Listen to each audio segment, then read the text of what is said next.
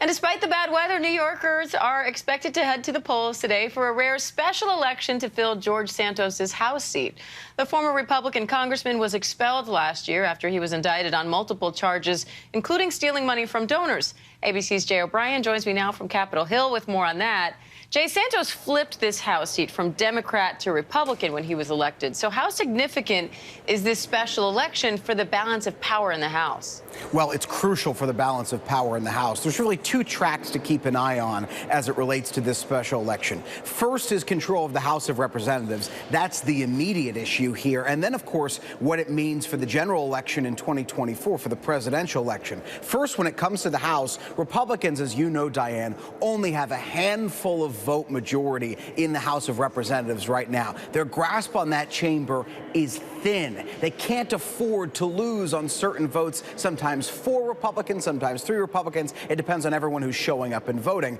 Look no further than the failed Mayorkas impeachment attempt last night that was derailed when only 3 Republicans voted against it. So Republicans are really eyeing trying to hold on to this seat in what you mentioned is a swing district. Democrats hoping to make that Republican control of the House even slimmer. Now, as it relates to the 2024 election, that second track I was talking about, this is a suburban district. It's a swing district, as I mentioned. And so there are thoughts that this could also be a bellwether for what issues voters are really going to resonate with come 2024. The issues playing out significantly in this race: immigration, abortion, and of course, the economy.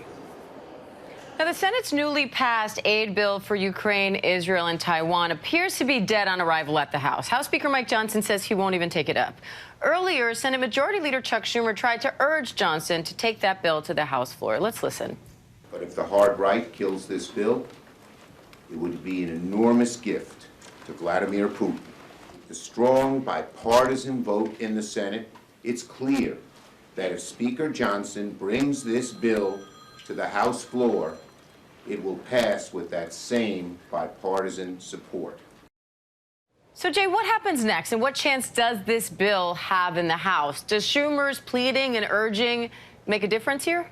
That's Schumer really throwing down the gauntlet to Speaker Johnson. He said he would be giving a gift to Putin, as you heard there, if he doesn't advance this bill. This bill was a hard-fought piece of legislation in the Senate. It was an overnight vote process, and then, of course, it gets passed early this morning. 22 Republicans end up supporting it. But Johnson, to your point, has said that it's not worth putting up for a vote in the House because it doesn't have hardline border security provisions. It's unlikely that Johnson is going to move from that point of view. He has been pretty stalwart in opposition to A, continued aid for Ukraine without different measures that he wants, and B, wanting these hardline border security provisions. Think back just a month ago, Diane, last year, when House Republicans under Kevin McCarthy's leadership said they wouldn't consider aid for Ukraine and for Israel without border security provisions. Then you had those months of negotiations only for Johnson to walk away and say he didn't like the product of those negotiations. So it's unlikely that Johnson is going to budge here. You're going to have to watch and see if moderate Republicans are open to partnering with Democrats to potentially try to do